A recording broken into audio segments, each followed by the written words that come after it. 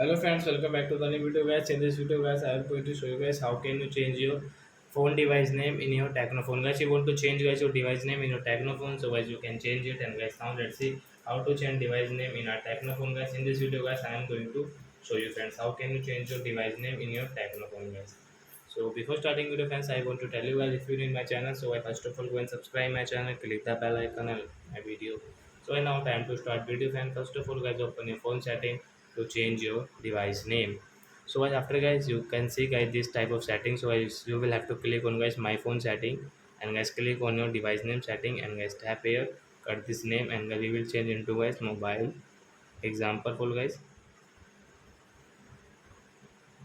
mobile Tecno, and guys change. Okay. Oh guys, sorry guys, again we will have to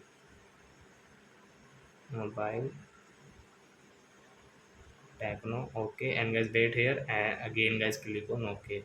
Then guys now you can see guys your device name has changed into mobile Tecno. So like that guys you can change your device name in your Tecno phone. So I hope friends you have understood how to change device name in a Tecno phone. So that's it guys, thanks for watching. So guys now we will meet on next video guys with new topic.